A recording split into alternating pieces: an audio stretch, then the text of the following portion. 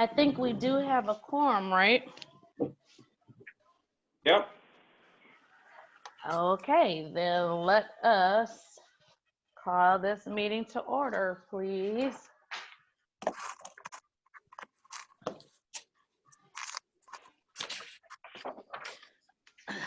Make sure that my stuff doesn't all fall onto the floor, but okay, first up, I guess we have to go into a public hearing for the 2020 to 2025 capital improvement plan. Yes, Yeah,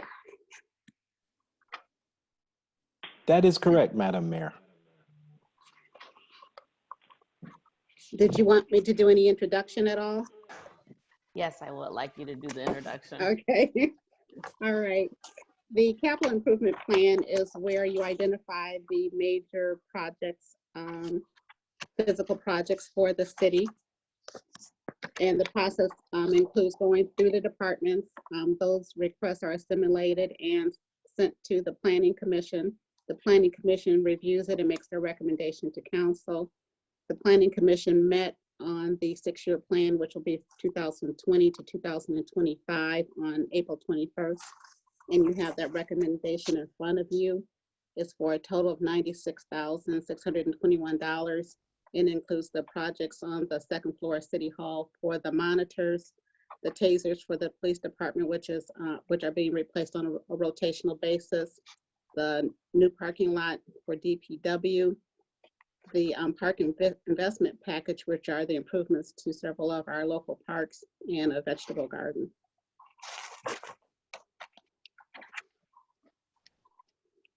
I thought I was unmuted.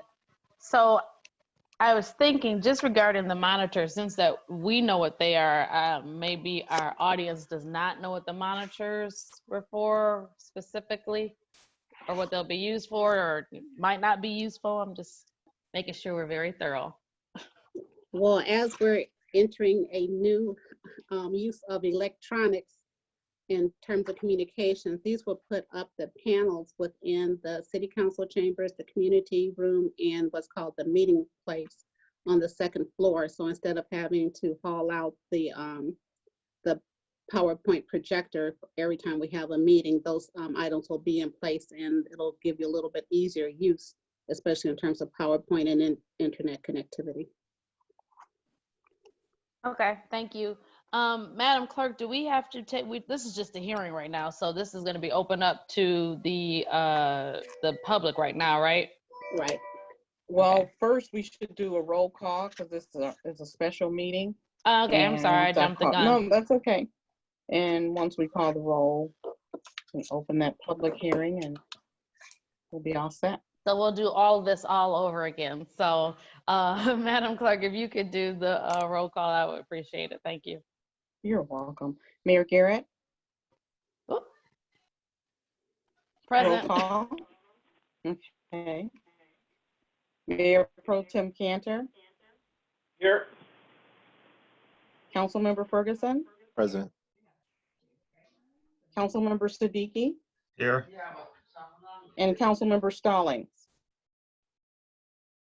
Madam Mayor, you have a quorum. Okay, thank you. And now we'll open the public hearing. If there is any anyone, Kelda, from the public online? No, there's no one online right now. Okay. And if there's anyone who is an attendee who was interested in having comment for either the public hearing or doing public comment, you can raise your hand. There's an item where you can click to raise your hand. You can type a question in the chat room, or if you're on the telephone, you can press *9 on your telephone. Is there a certain amount of time well, I don't know, we're all in a new situation here. Is there a amount of time Scott Baker or Cheryl or Madam Clerk that we should wait? As far as keeping the public hearing open, Yeah. I think you're giving individuals an opportunity that are here, but the meeting was scheduled for 6 p.m. I don't see any reason to hold it open much more Okay, than a couple hold minutes. on, because I do have a question. Sorry, the question did pop up. So Sandra Gross has a question. that's what I'm about to say. Thank you. Oh, sorry. Didn't see that. It just popped up in front of me. Okay.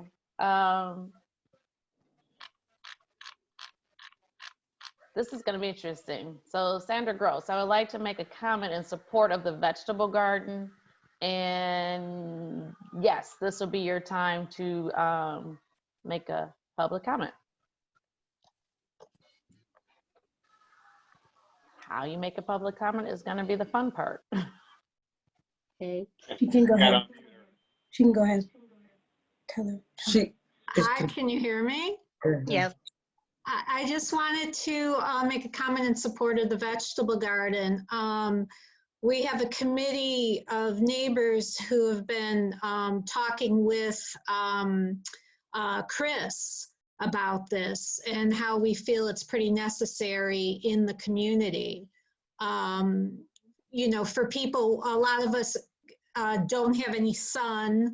A lot of us, I know I personally, I've lost my job because of this thing. So I would love to be able to, you know, offset some expenses by growing vegetables and also because it's healthy. So people can eat better. And I think it'll form a sense of community as well.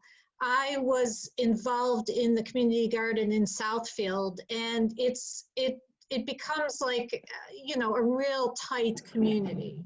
And I would love to see that happen here as well. Thank you. I appreciate that feedback.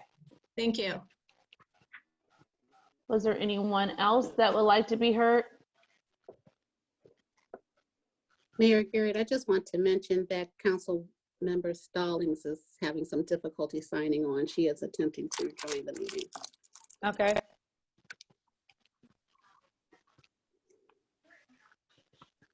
Anyone else? From the crowd or from council? It's public comment from the crowd. Okay. Still the Thanks. public here. There's no one else at this time. Okay, thank you, Kelda.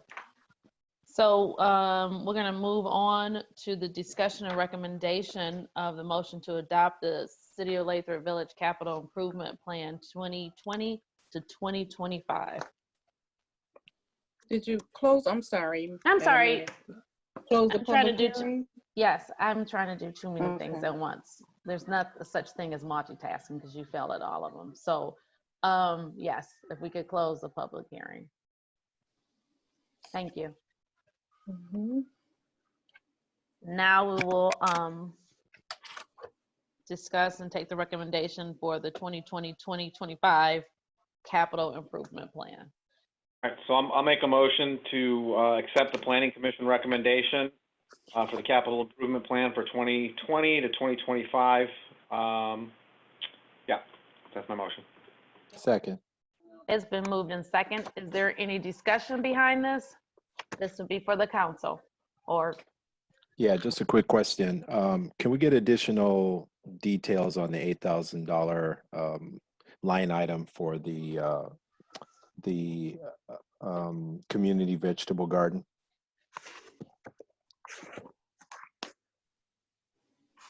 It's my understanding that there's a essentially a plot that will be identified on the site near the police station that will be fenced off, and residents will be allowed to do their plantings there. That's the specifics in terms of how people will be selected.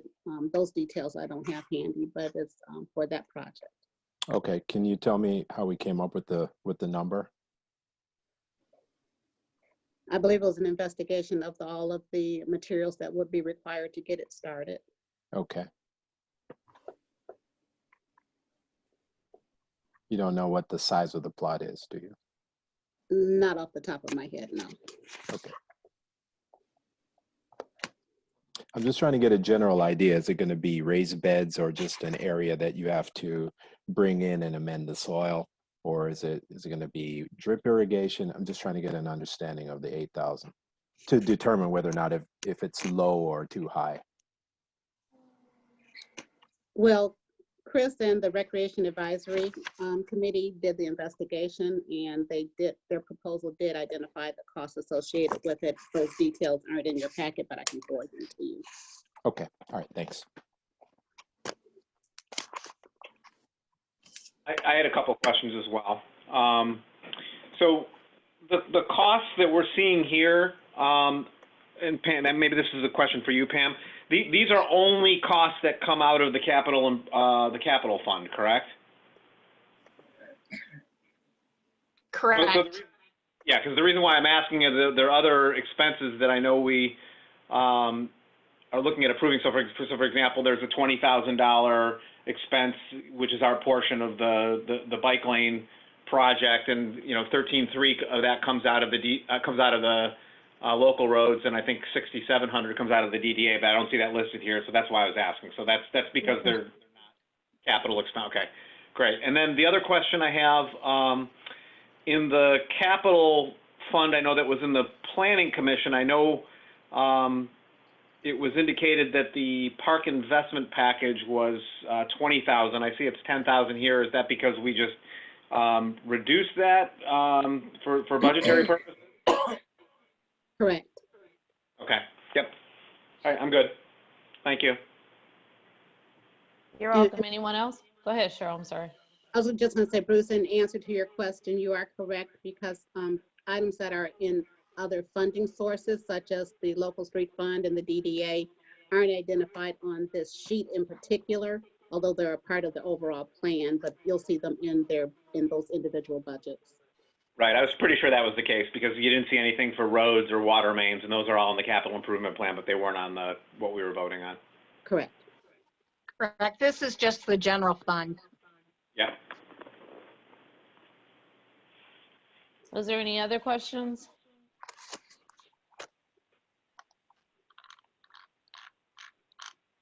Hearing none.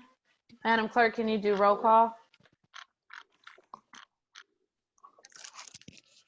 Councilmember Ferguson, Yes. Mayor Garrett, Yes. Mayor Pro Tem Cantor, Yes. Councilmember Siddiqui, Yes. and Councilmember Stallings. Yes. Motion adopted. Thank you. Capital Improvement Plan. You're welcome. Thank you. Next, we will discuss the fiscal year 2020-21 budget. Okay, Mayor and Council, I'm trying to move the screen as we're doing this. Okay. So we've had, I think, 2 study sessions in regards to the budget. And at the last study session, Council gave some direction in regards to a number of items that we needed in order to include them in the budget. So they're reflected in the documents that you have in front of you. All right. So is there something I'm supposed to do to get the screen to forward to the page that we're on? Yeah, you got to share it. Yeah. There's an arrow. Oh, there, just changed. Yep.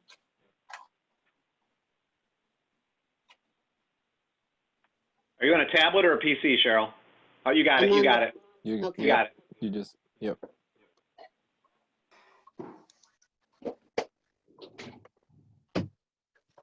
All right. I'll get this one of these days. So, all right. So if you'd like, we can go over each item as it's identified in the cover memo. That's fine. Okay, so the first one is the general fund, general operations. And as we had mentioned before, this reflects revenue sharing being relatively flat. That is quite frankly the great unknown. There was a Zoom meeting this afternoon with the Department of Treasury. So they're anticipating some changes come the 3rd quarter, so sometime next year, but no one knows what that will be. So for now, we're just budgeting to be flat. So relative to the general fund operations, our revenue projection is status quo. Any questions on that section? No. The next section is government services staffing. If you recall, I had initially, last year, we were anticipating a 4% increase for salaries with the revenue projections to be anticipated to be flat or possibly a decrease. That was then changed to 3%, and now the recommendation is at 2%. So the 2% is what's being recommended relative to staff, the administrative staff, that equates to $8,860. There is no recommended change relative to vehicle expenses. Any questions there?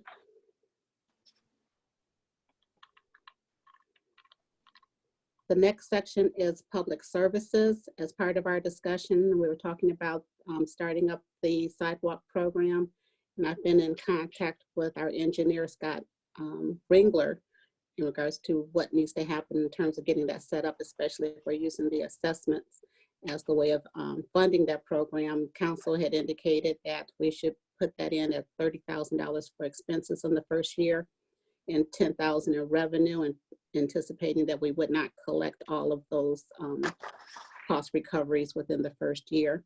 And this first year would be the business corridor, so that's Southfield Road, 11 Mile and 12 Mile.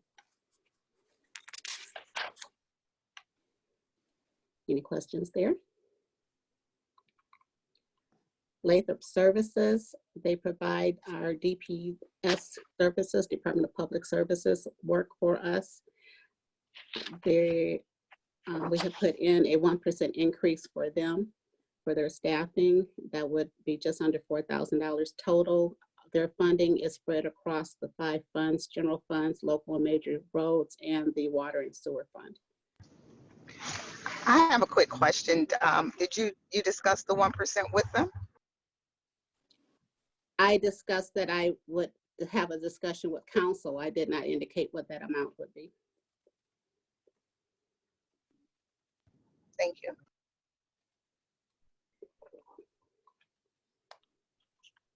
Any other questions?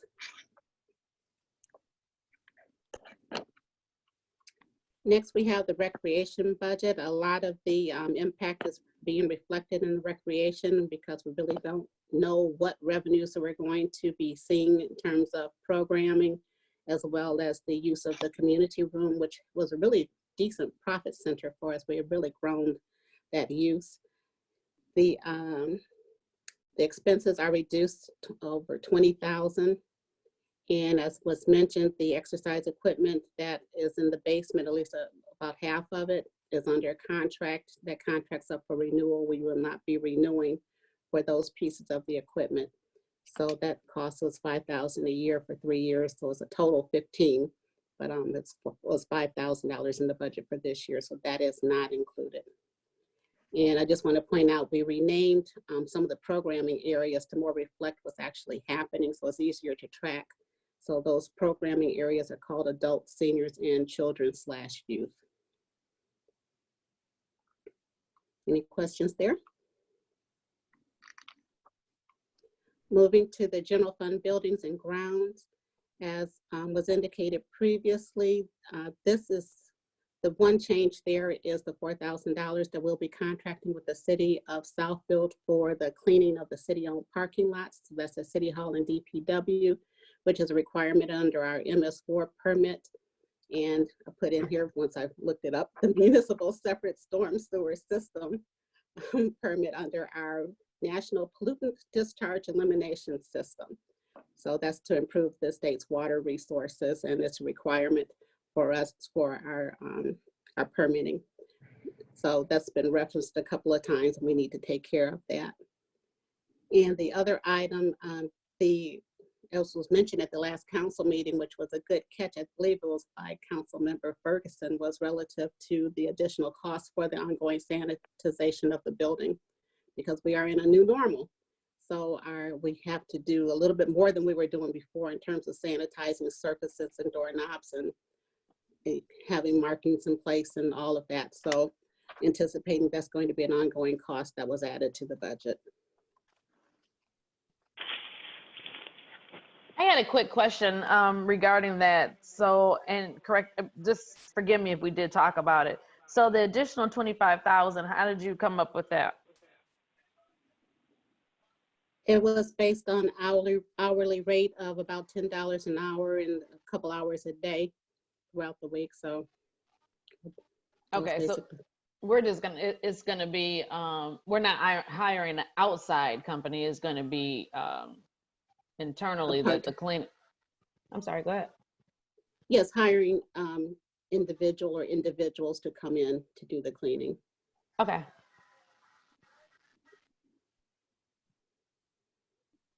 So these would be like a temporary staff. This was not be a new hire.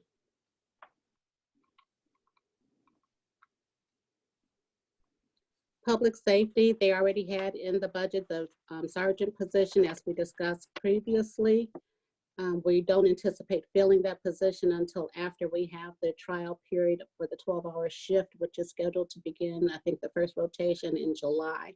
And we'll try that for about 3 months and see how that works, see if there's any cost savings or any unanticipated issues relative to going with the 12-hour shift. The officer's contract expires at the end of the year, so we wanted to have a true sense of what that looks like here and if it's a good fit for us as well as for the officers before trying to incorporate that into their contract language. Couple questions about that, Cheryl. I just want to make sure I understand that right. So we do, in the budget right now, we have both a sergeant position and one full-time officer, right? Correct.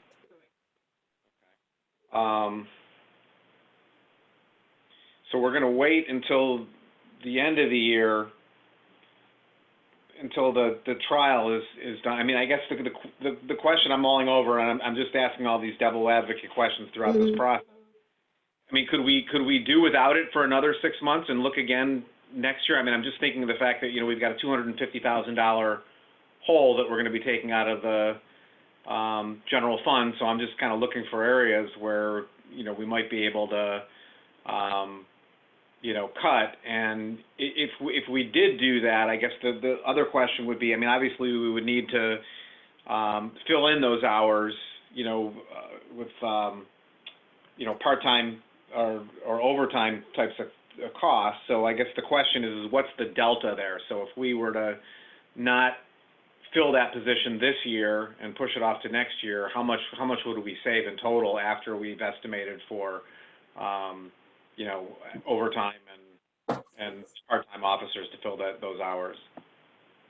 So let me clarify. So the sergeant position is 99% certain to be a promotional opportunity. So that will most likely happen because we really do need to have the supervisory role, especially in the afternoon shifts. Okay, And so that would just be an increase in salary for one person then, right? Right. The new position, so filling that vacant position, that's the one that will be put off. Right, but it's in the budget now. Correct. Right. So I guess what I'm asking is, could we potentially look to put it off till the next fiscal year? I mean, we're not going to use that person. We're not going to start. I mean, I guess the way I'm thinking of it, we're not going to hire that person for 6 months because we want to see what the, you know, what this, you know, potential program does. And then once we decide, all right, you know, now we're in January and we decide we want to hire this person, now you're probably talking another month maybe or two. I don't know what the process, you know, the length of the hiring process takes place. But so now you're talking 7 months. Well, can we go another 5 months and start hiring, you know, at the end of the fiscal year for the following fiscal year? And then we don't have that, you know, I got to imagine that would probably cut between benefits and salary somewhere between $75,000 and $100,000 off the budget. No, you have to say. Right. I think the salary is budgeted at just over $46,000 then plus the benefit package. So what I anticipate we are going to do is essentially have a hiring freeze, not a promotional freeze, but a hiring freeze, and filling in those time slots with our part-time officers, at least for the time being. Until Excuse me, 1 second. Can everybody mute their phones if possible? I'm sorry, Kelda. There's a question on the table. Why do we need a recreation department we'll get to Okay. that portion in just one second. If Cheryl and Bruce can finish the public safety portion of it. I just wanted to make sure everybody had muted their phones because I was getting some feedback. Sorry for interrupting. So I don't know if I answered your question, or if you still had another question regarding public safety. Yeah, well, I guess maybe I'm just still just a tad confused because, but we have that roughly $50,000, maybe a little bit more in the budget right now, right? Correct. Right. So I guess the question I'm asking is, if we took that $50,000 out, what's the cost going to be for part-time?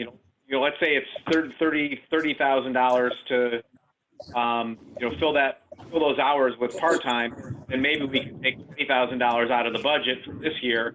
Hey, and Bruce. Yeah. I'm sorry. I hate to interrupt, but someone needs to mute their mic because there's serious background noise. I can hardly hear you. Cheryl, can you mute everybody? Thank you. Sorry, Bruce. I really couldn't hear you. Can you repeat? I couldn't. You're right. I'm sorry, Bruce. Go ahead. Okay, so what I'm saying is, we've got $50,000+ in the budget for that position to hire this year. So what I'm asking is, we're not going to even start looking to hire this person until sometime in January. So there's 6 months out of the fiscal year gone already. So I'm saying, what if we push this back for the next fiscal year? So now, that's $50,000 we're taking out of the budget, but we're going to also pick up part-time hours to fill those hours that new guy or person, I should say, would have worked.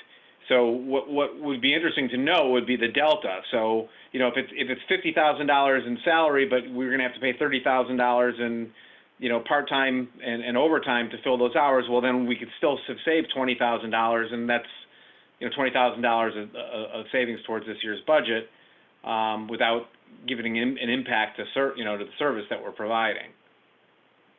And I definitely understand what you're saying, but because if the 12-hour shift weren't a part of this equation, it would be a little bit easier decision to be making, because we would know from our past experience, but we don't have that experience yet to identify. Does it make more sense to just go ahead and fill that position as is budgeted, and what's really needed to fill that 12-hour shift, or can we get along with the part-time, at least for the time being? So that's what we're attempting to do. Come January, when we're looking at a budget amendment, if it's clear that we really either we don't have the revenues to do it, or it just doesn't make fiscal sense to go ahead and fill the position, I think we can make that determination then. But for now, at least, I would recommend to at least hold that position in place. Okay. I'm good. Any other questions? On the public safety, that's what I was going to ask. Anybody have any questions on public safety? All the questions that's coming through on the chat, I think what I want to do is get you through to, what, did we even get to record? Did we already do recreation? We already did recreation. Yeah, we did recreation for the. Yeah, I see it. So the first question that's. Well, just a question, Kelly, do we want to just go through this first and then open it up for questions? So that way it's not piecemeal and we're not jumping around? Well, so this is just a discussion at this point. So this was a question about recreation that we already passed. Okay. So I think, why don't we hold the questions until we're done with this? Yeah, I think it'll be more efficient that way. Anything for you, Bruce? Okay, the next section is major streets. And last year, if you recall, in major streets, we had the purchase of the truck and the outfitting of the truck. This year, we don't have those as capital expenditures reflected. But in our discussion at the last study session, council had made the recommendation not to transfer the $110,000 from the major streets to the local streets, because we are aware that the 11-mile construction project is coming and we need to have about $1.3 million set aside for that. without transferring the 110, we should end up with a fund balance of just over 445,000. Any questions on major streets? Now, well, sorta, but it is regarding, you know where I'm going. That's why I'm like, I don't know. You open the can of worms, but going and trying to explain. Never mind, just move on. I'll figure it out. If I think what you're talking about, I think that's local streets, though, isn't it, Kelly? Yes, it is. Yeah. That's Yeah. Go ahead. Okay. So Thank you. the next area of the budget is local streets. And we have the road maintenance project, which is the reconstruction of Santa Barbara for the 250,000. Originally we thought that would be 180, but the costs are coming in higher. And we've just received a communication from our engineer relative to the continuation of that project to completion, and that would take budgeting for next year as well to get that completed. So what was suggested was, because they're still working on the water main project, to not start the Santa Barbara construction work until next spring and continue that over the summers. And one, because of the timing of the project, and two, so that the cost can be spread over 2 fiscal years.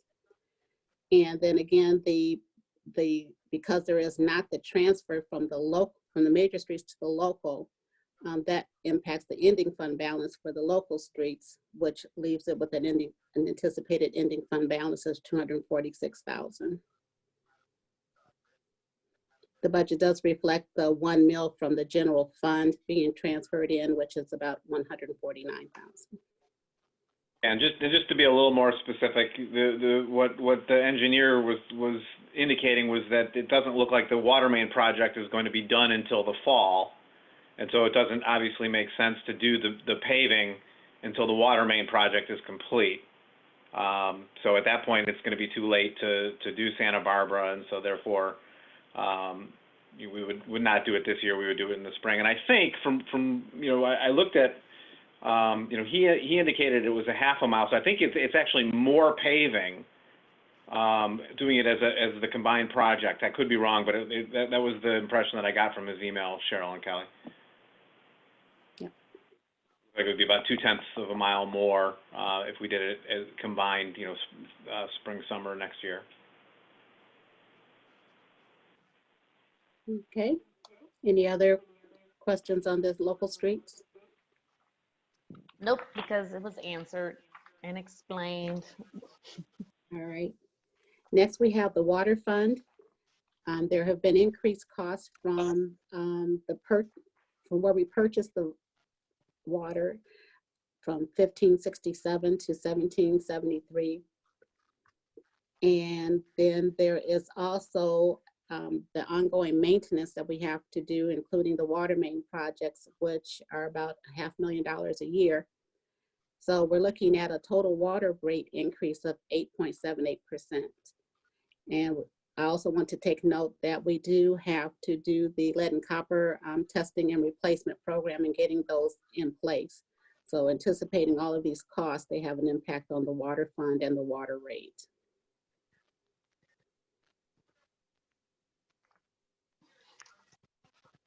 Cheryl, I saw somewhere, I think it might have been the capital improvement plan, but I saw somewhere, are they planning on testing those? It sounded like they were, I don't remember the exact verbiage that was used, but it sounded like they were going to test at the connection for the material. Well, it's my understanding it's a 3-part test. So it's at the connection at the house, it's where it is at the water box, and then in between and at the water main. So it's those 3 sections that will need to be tested at some point, and identifying where those possible lead lines are. And according to the current regulations from EGO, the city is required to do the replacement of that entire line if lead is discovered. Yeah, okay. All right, thanks. Relative to the sewer fund is in a little bit better shape. We do have the ongoing sewer maintenance, and there is the expansion project as part of the consortium with the Oakland County Water Resources Commissioner for the Evergreen Farmington Sewer Disposal District. And they're doing a corrective action plan. So that's a cost of almost $5 million, and that's going to be bonded, and our annual payment will be $160,000. One of the benefits of that plan is that they're going to be doing some upgrades to our sanitary retention tank. So there is a benefit associated to us as being a part of that consortium. Any questions on the sewer? No, but I think I do want to say one thing though, just based on some conversations I've had with residents recently. This is a really great place to point out. You know, people keep asking where all the money goes. You know, and people tend to look at it very simplistically in terms of what comes in and what comes out. But there are so many things that we spend money on that we're required to spend money on that people don't understand and don't recognize. For example, you know, for the sewer fund, you know, we now have there's a $80 million project for the Evergreen Farmington Sewer Disposal District, and we're part of that district, so we have to pay those costs. And you know, for us, for 20 years, that's now $160,000, you know, of taxpayer money that's going out towards that, or the Rummel drain, you know, that was also in the sewer. You know, that's another $11,000. So we have costs like that. You know, for all different systems that we're required to pay, that residents, unless they come to these kinds of meetings, you know, wonder where the money goes. And I think that's it's just a perfect example of a significant amount of taxpayer money that's going out that's on an item that residents typically don't see and notice. Correct. So. Thanks for bringing that point up.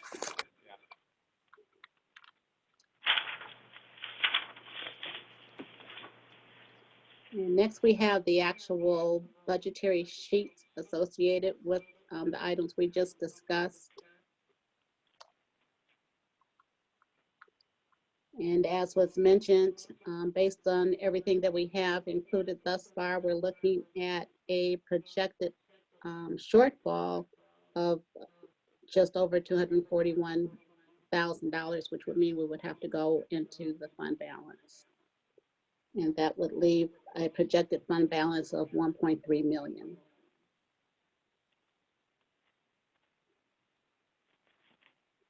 But if you look on the right side of your page, you'll see that we made reductions in a number of areas in terms of our operations. So we cut things pretty lean.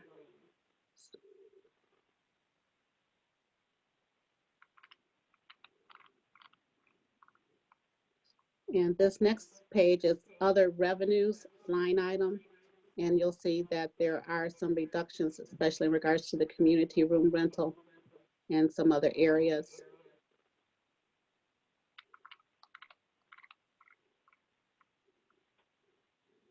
And then looking at government services expenditures, you'll also see reductions in a number of expenditures. And feel free to stop me if you have any questions. I'm going through it pretty quickly since we went through most of the details already.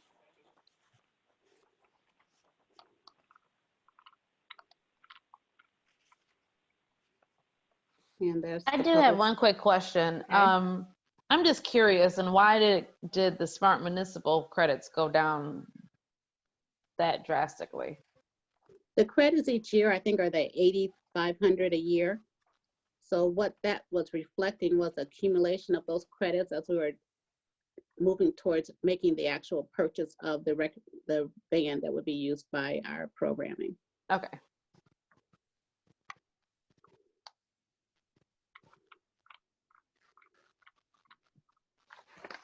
And this is the public services budget, which includes the leaf collection and the dollars that we paid to SACRA. It also shows the sidewalk maintenance program for the $30,000. Here's the recreation budget, where again, you can see there's a number of reductions there for over $20,000. I think I heard that there was an inquiry as to why maintain the recreation department. There are still programs that are going on, so there's still There's a work to couple of do. questions regarding recreation, it looks like. Right, so there's still programming that's happening. It's definitely in a state of transformation as we try to figure out what do you do when you can't gather in spaces yet, or what do we do when they can in terms of use of our facilities. But also it's very important to note that this one position does a number of roles. It's in many small communities, you wear many hats. So in particular, they're in charge of the facilities. So the oversight of the facility includes making certain that we have our protocols in place for all of the spaces that we have here, and working with the DDA in terms of the other programming that we have in place. So they do a number of functions, but the budget does recognize that in terms of programming, we're anticipating that there's going to be a pretty significant reduction for the coming year. Are you answering questions for this now, or do you want to finish this out and then go back to these questions? I think we can, because I think we're almost done. Okay. So this sheet reflects the actual water rate increase. And if you look in the area that I think is pink on your screen, and it shows the increase from SACWA, and then what the city is proposing as an increase for our rates as well as for the capital. And even with that, we still have a gap. We're not meeting all of our ongoing costs for the year. So we're going into fund balance even with an increase of 8.78%. But we try to keep it as lean as we could for the residents. And then for the sewer, so those revenues are sufficient. So some of what we were doing in our calculation was recognizing that the sewer rate is sufficient, and that'll offset some of the loss that we're experiencing from the water fund because it's technically one fund.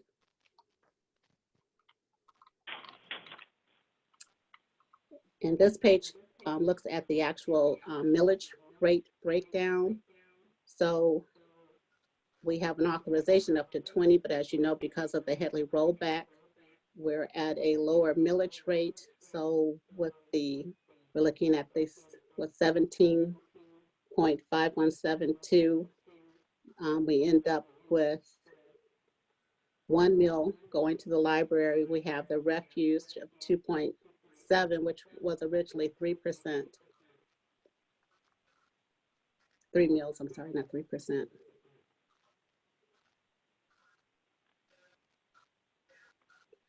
So Pam, help me with this. The one column that's yellow is the Headley maximum, and then what we actually have is the fiscal year 2021. That's what we can, with the Headley rollback and everything, that's the exact, or the amount we can, I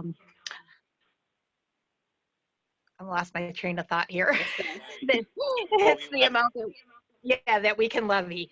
That's Okay. the amount we can levy, and that is the full amount. So you see it's had another reduction.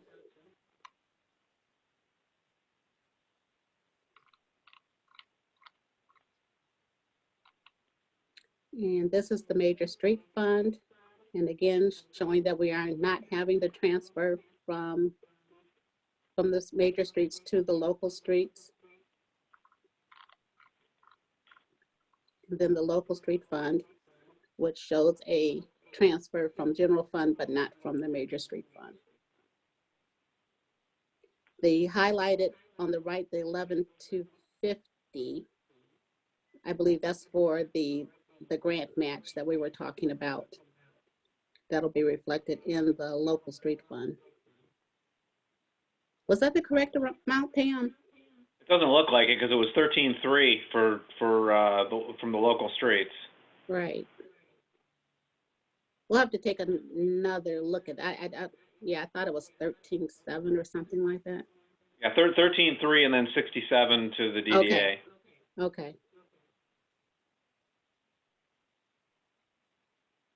But I think that went up, didn't it, because of the engineering? Yeah, that was going to be my question because the 20,000 was the amount that was our share before we found out about the engineering surprise. Another 25 grand. I think we had talked about possibly splitting that again with the DDA and Right. the local road. Correct. So we were looking at the engineering coming out this year, but then the actual grant match coming out next year, if I recall. But Pam, let's take a look at that because I'm not sure that's correct. Okay.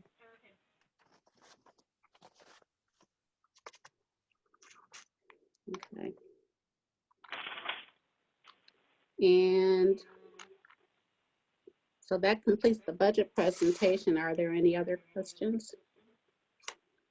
So let's go to these. It looks like we have a question from Sandra Gross. Can you unmute her line? Actually, both of them are from Sandra Gross. No, well, first one's first. First one is a question about recreations expenses. If community events, concerts in the park, etc., don't happen because of COVID-19, what happens to that money? Tell her. She's unmuted. She Yeah, can speak.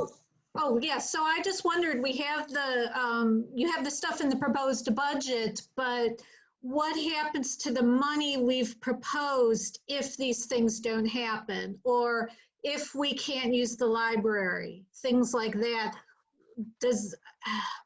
What happens to, is that money used for other things? I guess I'm wondering, where's that money coming from? And are we going to rebudget it for something else? And then also about the library, we're paying money, but the library is closed. So how is that working? Can you see my question that I typed out? I can, but Yeah, we can Would see you it. like me to read it? Yeah, so I just had questions about how we're budgeting the money. Yes, start with the Calda. Things don't happen. Calda, you said you were going to read it? Sure. Questions about recreation expense. If the community events, concerts in the park, etc., don't happen because of COVID-19, what happens to the money? And if we can't use the library, what happens with that money? We may be using some services online, but I'm sure some of the money we pay is to keep the library open and we aren't using it. Do we still have to pay? Were library staff laid off and are they all working from home? now many of these questions would need to be directed to the library board and administration, but in general, the assessment, the amount that's levied for the library is in place. So we can't reprogram those dollars for another purpose. And I would venture to say most likely that the operating costs for the library haven't really changed that much, and they're not going to unless they had a significant layoff of staff. I haven't heard if they have a plan in place for that. Most of us are trying to figure out how can we provide the maximum amount of services with limited physical contact and being in compliance with the social distancing regulations. So because you can't go into the library, that may change, but having services available to you is still something that most libraries are still offering. It just may be in a different format. Relative to the recreation programming, a number of the concerts are really funded through the Lathrup Village Community Foundation. And we haven't determined yet what, if any, changes are going to be. We're anticipating, like most recreation programs, that there won't be programming through the month of June, although that's still up in the air. And when we do, are we able to have some concerts with limited attendance in the park and perhaps having it available online for people to view? So we haven't worked that out yet. It's such a fluid situation. We're trying to keep as many options open as possible, but we really don't have answers to that. But because the funding was through a grant, we can only use it for the purposes specified in the grant unless we get an authorization to do something differently from the funder. Okay, thank you. I just wondered if you were rebudgeting things if the things that we usually have don't go on as usual. But thank you. Okay, you're welcome. So there was some other within the chat where, can you see this chat, Cheryl? I think it's from LP, right? No, Yeah, I think those are all. I think those are all from the same Okay. individual. Okay, now I see it. Can you, my question was, can you see the chat? That's what I just want to see. Yes. Okay, can you bring it up on your screen so it can be seen?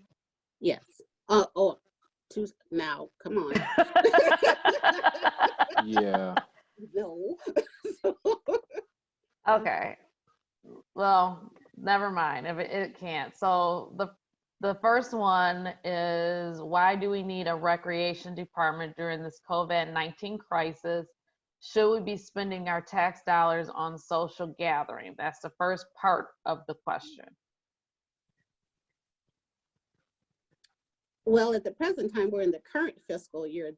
If Yeah. you're talking about in terms of our plan starting July 1, we're trying to do things creatively and inventive fashion in which we can engage people in ways in which they don't necessarily have to gather in person with one another. But we don't have all those answers yet in terms of what's going to be the ongoing programming. We're probably moving to a lot more online projects and programs, and we'll just have to play it by ear based on what the state and the county says we are even permitted to do and what we can accommodate with our limited resources and facilities. And as you said earlier too, the recreation department, staff works on many other things besides recreation. So then I'm gonna jump down on that and from what you just said, so to continue with this other question, and I'll come back to the other one. Cannot the other, and I'm just reading it, cannot the other duties that the Parks and Recreation Department staff does not be reassigned temporary to another staff member? So I'm assuming that they're saying the other duties that you were just talking about, Bruce, and what you talked about before, Cheryl, they're trying to see whether or not we can assign it to someone else, which I believe we're a little shorthanded at this time, and I think Right. it'd be overwhelming for any of our staff members to take on any more. Everyone here is multitasking. Typically, the recreation person isn't the person in charge of facilities and the bathrooms and the roof and water leaks and the grounds around the building, let alone the parks. So that's to try to spread that to someone else. I don't know who that someone else would be, but I certainly wouldn't be the person volunteering to do it, although some of it still falls to me.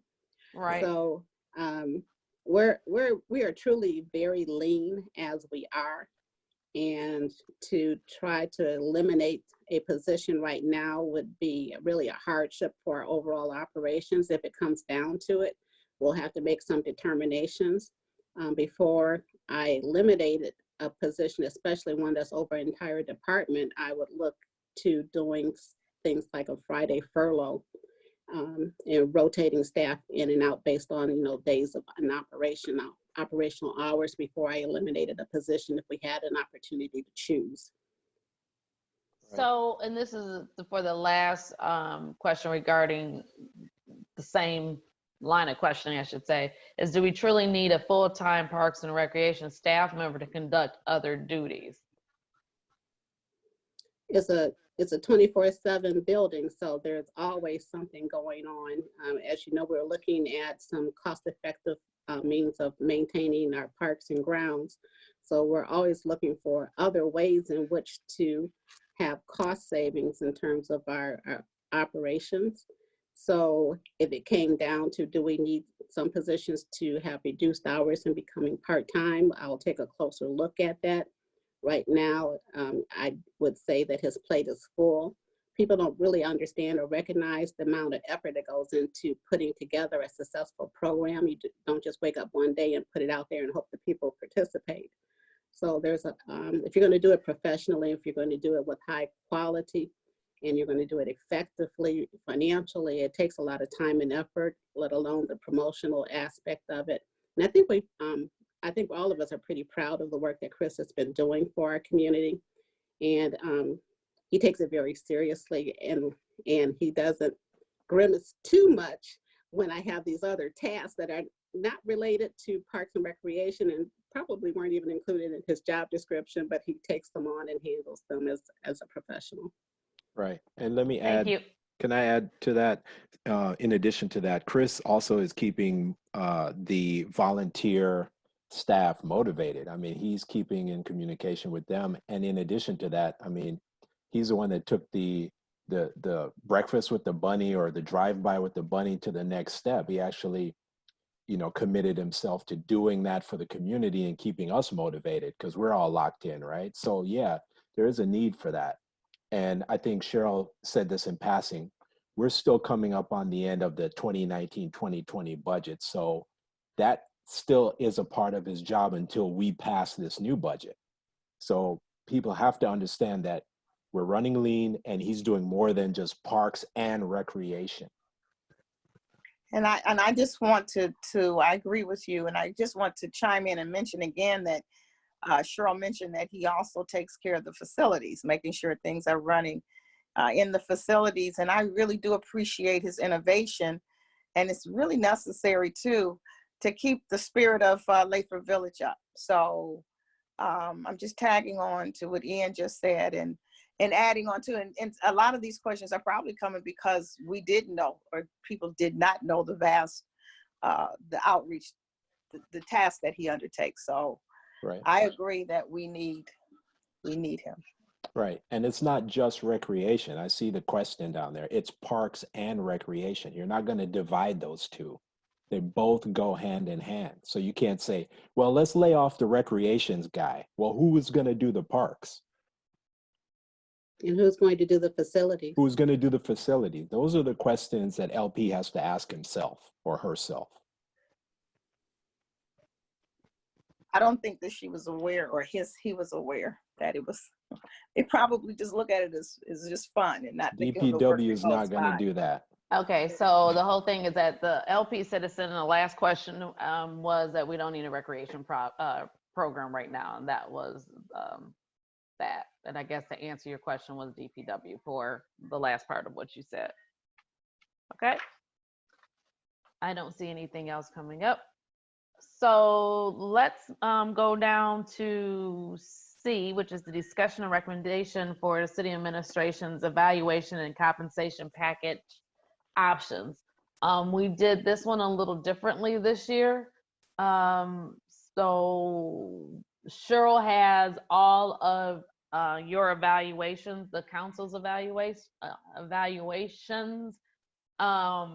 I don't know if you have any questions that you want to ask, or do you any comments or anything like that, Cheryl? Otherwise, we can move on to where I have your internal evaluations that I can give you the feedback now off of, but those I will not share with you who gave them.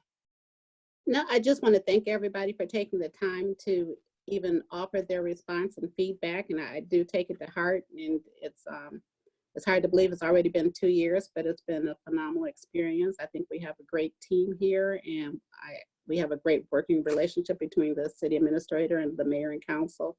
So I just look forward to getting through this time of great transformation as we try to get to our new normal. Agreed. So I think that you have operated under you have operated with grace, but we'll say it in so many different levels of that. And I think that even I didn't know in coming in, 9 years ago, what it takes to run a city. And it does take a lot, no matter what size it is. And unfortunately, because you're the smaller size, then it seems like it takes more, because you can't pawn, I shouldn't say pawn because that's the wrong word. You can't say my assistant, my assistant city manager, my assistant treasurer, my assistant clerk is going to do X, Y, and Z. And I have worked with other larger cities than us, and I know that they're even stretched thin, and they have the additional help. So I think that you have been doing a good job. And then also, just to be really transparent, Bruce and I had a conversation with Cheryl on Friday because it was even brought to my attention that, well, she did look for another job, she she was in the running for someplace else, but it was really it was a comfort to know that Cheryl was sought out. She didn't seek out. So that really, that was kudos to you for someone else to know your work and to actually reach out to you to ask you to, apply for that. But also Bruce and I had the concern of what is it that we can do as individuals and as a council to try to, I can't say make it better, but to help you with your job. And of course, that's an extra person. And at this time, it just, we have to put that on hold, and that's not something that we can really do at this time. So just bear with us on that one.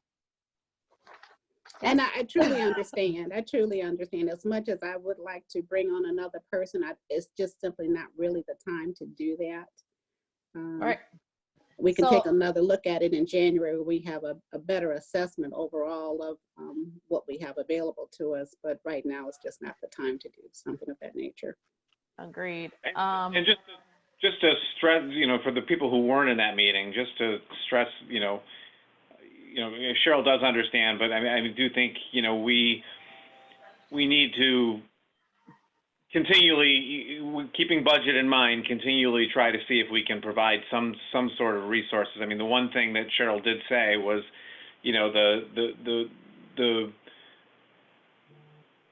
the things that she can't do are the things that she likes to do and that she's good at, is the strategic planning, and and which would benefit us as a city as well. But she just isn't able to get to that, the time to be able to do that, because she's spending a lot of time doing project management types of things, like working with the, for example, like working with the city engineer to work on the road program or the water main program and so forth. And that's something that an assistant city administrator could very easily do, or a part-time person. So, as you said, it's probably not likely that we're going to have money in the budget, but, in January we can look at it. I know we've talked a little bit about at least trying to get her some hourly help, but, just so that she has the job growth, because the last thing in the world that we want is Cheryl to get, frustrated to the point where, this time she was sought out, but we don't want her to go out looking and, at other places. So that was the one response that she had in terms of job growth and job satisfaction. So it's something that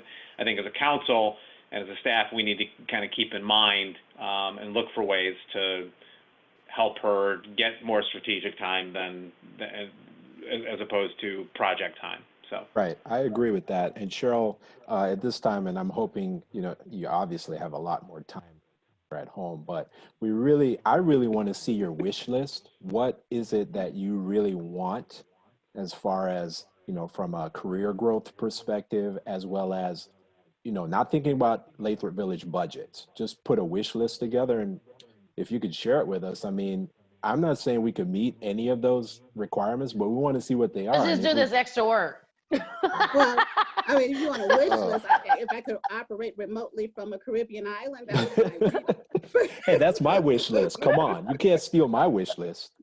And I think that was why we asked that question, Ian. When we asked her last week, and I think that was her big thing, was trying to be able to, be more strategic, right, and less, hands-on project management type. And I think that was the wish list.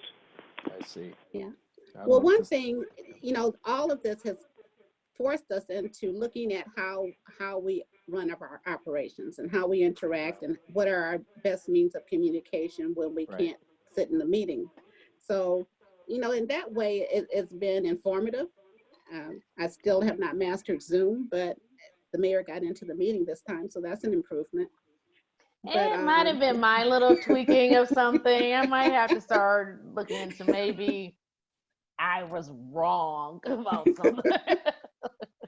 But go ahead, I'm sorry. I was going to say, to answer the larger question, and I'll be quite frank, prior to March 1st, I might have had a different ask of you. But in light of it, I do recognize that we are facing some unknown and challenging times before us. So anything that I would put forth would be nominal. I don't think it would be appropriate for me to ask for an increase that exceeds what you're going to do for all of the employees, which is the 2%. But if we could at least take a look at, there was two things I proposed. One was to look at the contribution that the city makes to the retirement fund, the ICMA, which is at 4%. And what I had suggested was to increase that to be up to 7%, so an additional 3% as a match. So it'd only be in play if I actually contributed myself. And the other, because my contract does permit for it, it would be to do a one-time bonus, because that doesn't change all of the other things that are impacted by salary. So because that is on our agenda as a recommendation also, that is open for discussion about what Cheryl just suggested. And what I don't think I'm speaking on a term for Bruce, but what we thought was a good idea was the contribution portion. Because then it would be up to Cheryl to make that happen. If she doesn't make it happen, then the city doesn't come out of their pocket for anything additional. So I open this up to, I still wanted to read all of the comments from your 360, but I will open that up to the council to what your thoughts are. Or we can go right to voting for it.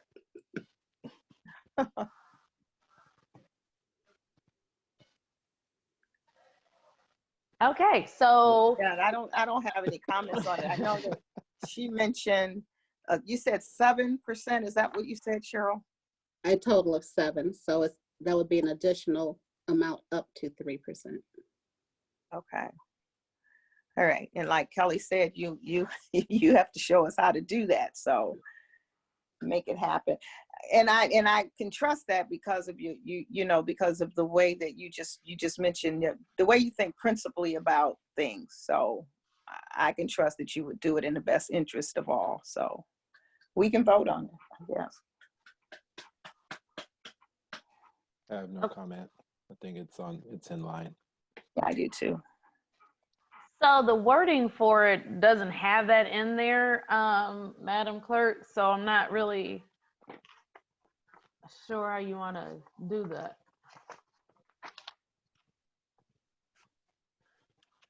So if you're amenable, perhaps if Attorney Scott could help with drafting some specific language, because I guess it would be an amendment to my contract to help spell that out.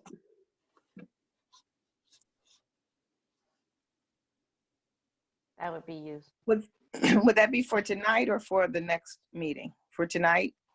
For tonight. Okay. So the motion could be to direct Scott to draft the appropriate language. Well, I make a motion to direct Scott, our attorney, to draft the appropriate language. Second. It's been moved in second. Any discussion? Oh, Bruce? we lost Bruce. Sorry, I was on mute. I was trying to have a discussion. I was on mute. Yeah, I would just add to the motion that we're agreeing to a 2% raise with the addition of up to 3%, with up to an additional 3% added on to her retirement contribution. Agreed. Anyone else? 3% match, right? Is that what it is? Correct. Yeah. Anyone else for discussion? Hearing none, roll call, please. Roll call, Mayor Garrett, Yes.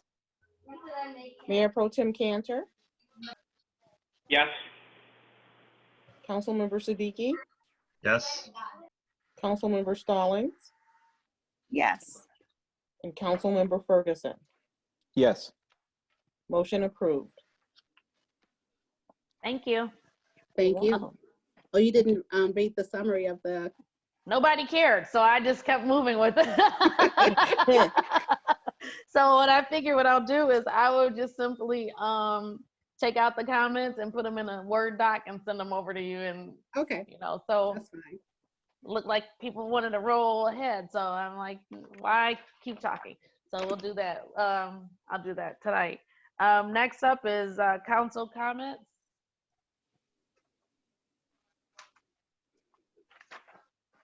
Well, there's this parking block issue that I wanted to bring. No. Wait, no. Let me go first because Not. I was trying to be nice, but I can talk about code enforcement, No. you know. Okay, maybe I should go first. Go first. Okay, so I'm not sure if Cheryl or Madam Mayor shared an email that I sent to both of them a couple of evenings ago, but let me just recap. So several months ago, I think it's been about 8 months that I had mentioned to council that we should do something with the Gordie Howe House. In particular, we were thinking about some sort of plaque, right? So that was 8 months ago. And then from that moment on, I've been working with Annette Kingsbury. We've just been discussing how we can go about doing that. We set a strategy where we were gonna contact the owner of the house and then figure out what the cost was for the plaque, because the plaque has to be unique. Right now, we have plaques that we put on our houses now that represent the year of the house, and it's a historical house, blah, blah, blah. There are statements that go on that plaque. We were thinking about doing a very unique plaque for Gordie Howe's house. And in parallel to that, hopefully we can get some media coverage as we dedicate the plaque to the house. So I sent the email just stating all that to the mayor and secretary. And the contention is maybe we should put it on hold until we get past COVID-19, which I agree with. But I wanted to get input from council to see if it's a viable option to pursue once we get back to new normal, because I think that we're missing little bits of history within Lathrup that I think we need to shine a light on. One of which is the Gordie Howe House.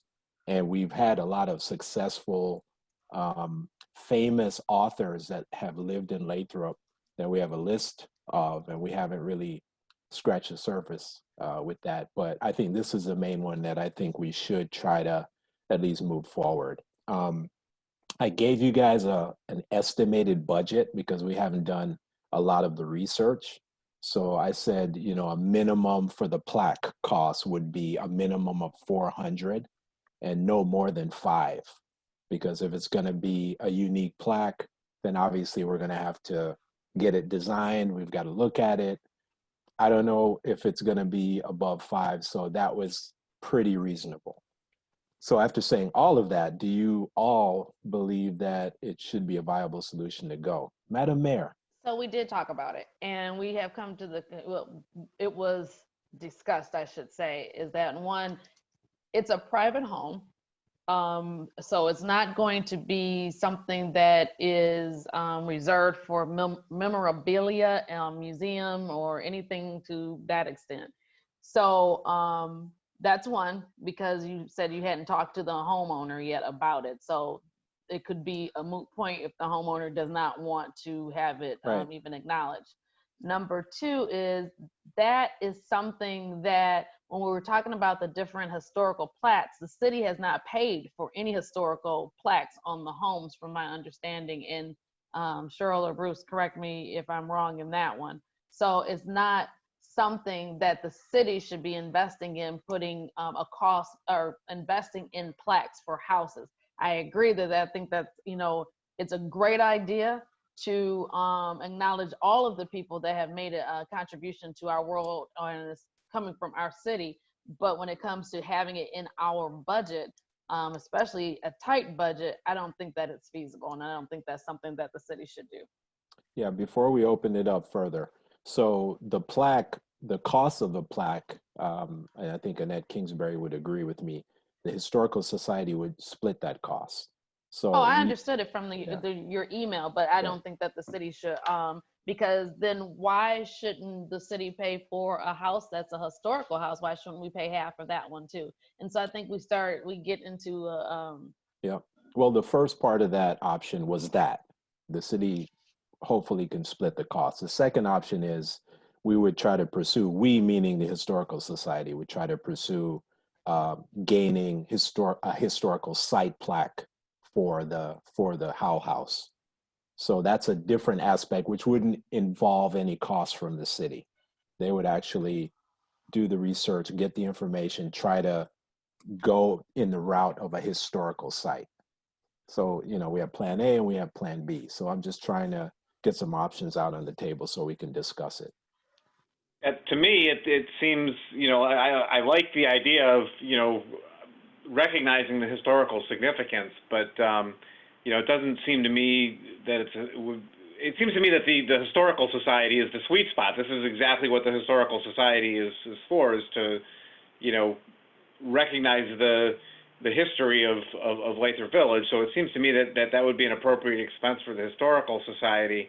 I'm not sure. I guess I would throw it over to Scott Baker. I mean, legally, would we even be able to make that expense? Because it seems like it would be putting something on a private, doing something for a private citizen with tax dollars. So I guess I'd throw it over to you, Scott.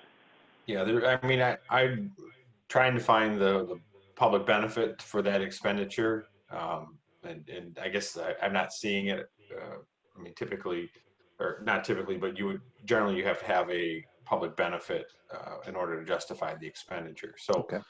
well, I see you referenced the publicity behind it. That you know, might draw some more attention to the city, but again, I just don't know that there'd be that connection there that would justify that expense. Okay. Mayor, if I could offer other options to look at once, and if the property owner is amenable to it, is if there is a community foundation that would help in sharing the cost. So either the Lathrup Village Community Foundation, or if there is a Gordie Howe Foundation, which I believe there is, and either of those organizations might be interested and willing to participate in the cost sharing for the historic plaque. Yeah, that's a real good idea. Oh, that's a great idea. All right, so our next step really was to contact the owner. Sorry, Kelly, I was just expanding on Cheryl's thought. That was our next step anyway. So we're going to do that. And if they don't want it, obviously I'll just come back and say, you know, the project's not going to happen, but we'll have to find out from the Howe organization or the foundation to see if they would be willing. sounds good. Okay, thanks. It's a good idea. And I mean, I like the idea of acknowledging all of the historical figures that have lived in Lathrop also. Maybe that's just something that we can also talk about, like a little commemorative book or something. I don't know. I'm not good at that. Any other council member that has a comment? Issues? I just have two quick questions. Scott, were you able to look up anything or find anything on the issue of pot smell, marijuana smell? No, I looked. There's nothing that I can find under either the recreational or the. Can you give a background? You just came out Yeah, of left field. Is that coming from your house, Bruce? All that smell? No, wait a minute. You guys do that to me all the time and make me figure out, try to read your minds. I'm just paying you back. No, the issue is, you know, so for example, in my neighborhood, and I've heard this of other people's neighborhoods too. In fact, when I was bringing it up on our meeting this morning, you know, Kelly was in agreement that she's experienced this too. Now that recreational marijuana is legal and that it's open window season, you know, we've got a couple, actually, I think it's one house, 2 or 3 houses down that let's just say they are regular partakers, which is fine, it's legal. But our neighborhood smells like a skunk constantly. In fact, like a lot of times I don't let the dogs out at night because they're roam free at night because I think it's a skunk out there, but it's not, I've learned. That's what they're smoking. What's that? That's what they're smoking is skunk. Yeah, exactly. And so I in our meeting earlier this morning, I had asked Scott if there was any, you know, civil or legal ramification, if there's anything in the law to require, you know, the the smell be contained like it is with a, you know, dispensary, or, you know, a restaurant, you know, has to maintain the odor, you know, within the restaurant and so forth. So I was wondering if there was anything residential, and Scott had indicated that he would look into it and see if he found anything additional on that. So that's what that question was about. Thank you. Welcome. Yeah, and so when I did look, what I did, there's nothing in either the recreational rules or the medical marijuana statute that regulates odor at a private residence. There is, and there are some communities that regulate and require odor control for marijuana businesses that are in their communities. And then we had said that I thought perhaps it could be considered a nuisance as far as like a neighbor or someone that was directly impacted. And there is some, I did find a couple of cases where they actually, it was a cause of action for a civil complaint, private nuisance. So, but nothing directly to regulate it. So. And is that something, just thinking out loud, is that something, if it becomes I know it's been an issue for us for a couple months now, but is it something, if it becomes more pervasive in the city, can we write an ordinance about odor? Or would that be preempted by the state law? Again, I think I don't see any restriction or limitation on writing an ordinance against odor directed to marijuana businesses. I think because it is legal for recreational use, I think we may, and I'd have to do a little more research into it, but I think we may have a bit of a tougher time regulating private residents and what can and can't be. I mean, essentially what you're saying is if you're going to smoke it, you can't smoke it on your private property unless it's indoors or contained or somehow cleaned up. Right. Okay. Can you regulate odor in general? Like any odor coming from somebody's house, cooking, stuff like that? Again, it's harder because you're right. I mean, some people may have an affinity for a certain flavor of cooking that smells really bad to someone else, but to someone else that may smell fantastic. So that becomes a harder area to regulate. Regulating a business, and Bruce had mentioned for our restaurants, we require that their smoke and their emissions have certain filtration on them. That's an easier area to regulate as opposed to private property and private property rights. Okay. But I do think that we should stay on it, because that was one of the I think when we were having our town halls, that was one of the things that someone came back. They came from a city that it was highly used, and they said they could barely even walk down the street. So I guess I'm thankful, Bruce, that you're bringing it up so that we can at least, keep thinking about looking for strategic ways to keep our air where we can still walk our children, walk our dogs, and things like that. So I do think that it should stay before us. And I'll be looking for sure. And I agree. I think it's an area that's going to continue to evolve. Yeah. The more people will start, it's open window season. More people doing it, more people complaining about it. I think you'll start to see, and more people being home now. I think maybe we'll start to see this is an area that some regulation does start popping up, and I'll definitely keep an eye on it. And if there is something, make a recommendation that we. If council wants to, we can definitely jump in on that. Yeah, I'm definitely gonna look, because my neighbors were, oh my God, it was terrible. I mean, couldn't sleep at night. So it's pretty bad. So I'll keep an eye out too. All right, and then just the last thing I had is, Salim, anything on the recycling? Not at this time. I'll try to get it for this next meeting coming up. Okay, all right, thanks. Yeah. Does anybody have anything else that they want to bring up? I just wanted to briefly mention that thanks to the funding from the federal government with the support from Congresswoman Brenda Lawrence and Oakland County Executive David Coulter, We did receive funding for, I think it was about 15 businesses to receive some of the stabilization funding. And we were just notified that with the second round of funding, I think it's about 160,000. So it's a good chance that many of those businesses that did apply will receive some level of funding. So we'll have to go through this actual selection process.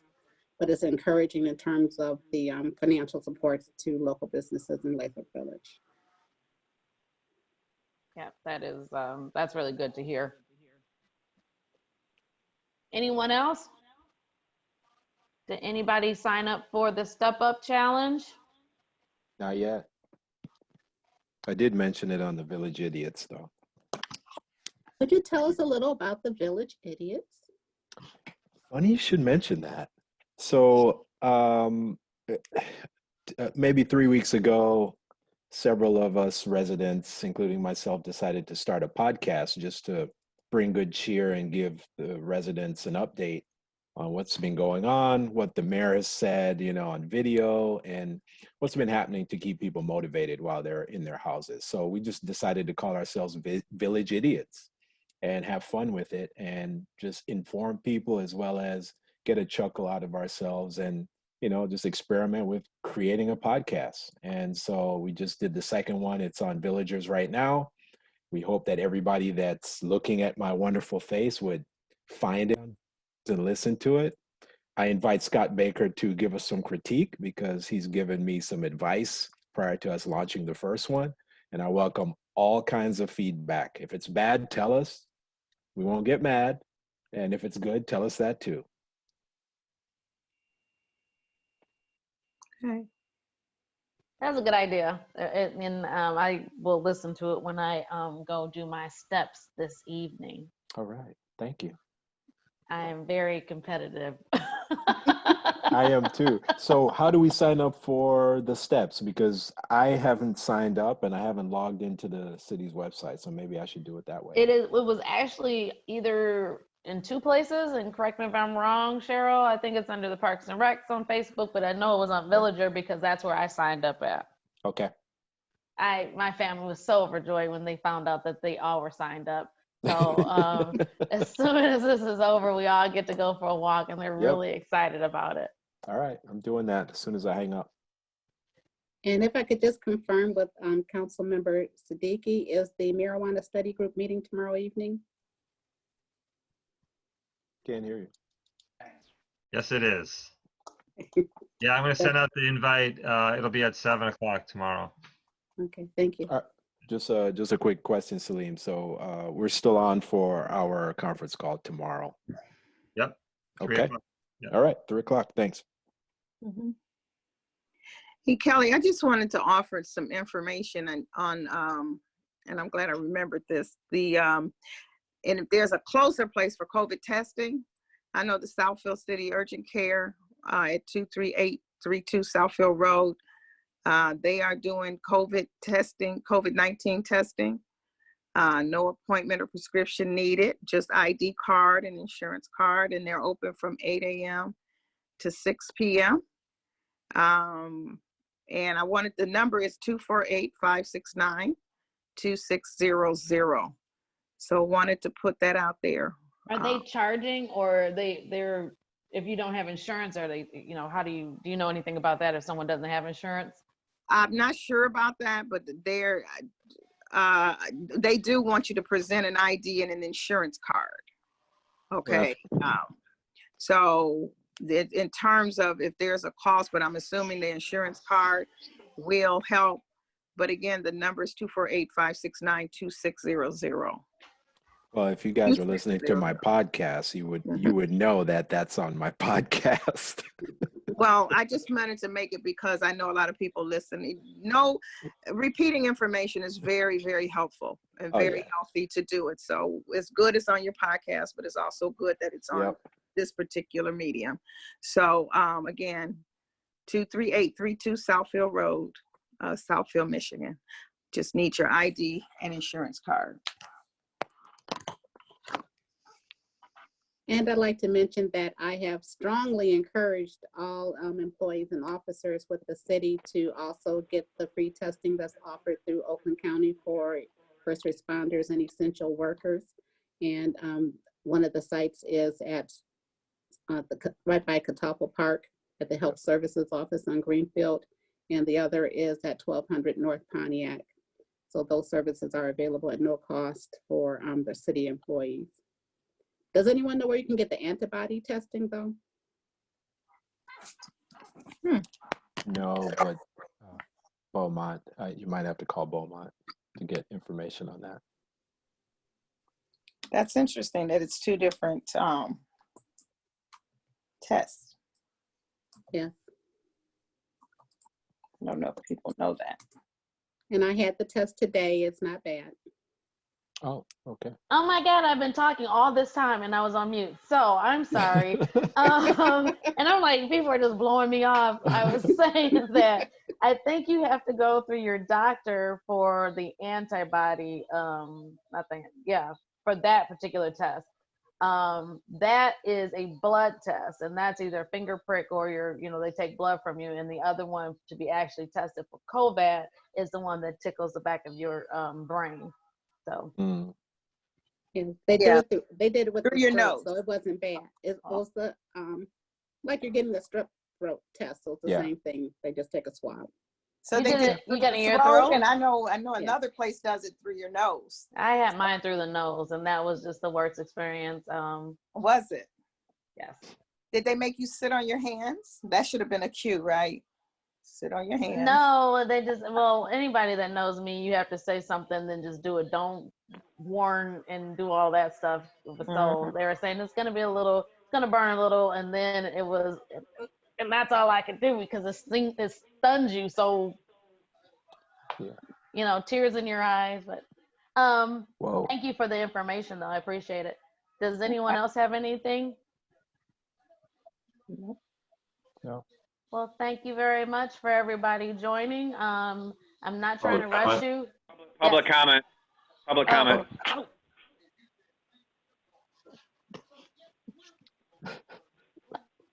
Where's the public? Oh, I'm sorry. You're saying leave it for public comment. Yes, I got you. I had to move rooms because my computer was dying. Is there any public comment, Kelda? And a reminder to people on the phone, *9 if you want to raise your hand. No raised hands, no comments at this time. Thank you very much. Now, you all have a good evening. I hope you stay safe. And I'm about to go take the fam on their little walk so we can get Do our you need point. a motion to adjourn? Yes. I'll make a motion. It is a special meeting. I'm sorry. Go ahead. I second. It's been moved and second, and we are adjourned. Thank you. Thanks, Have a good guys. evening. Thank you. Good Have a night. good night. Bye-bye. Good night. Happy Cinco de Mayo.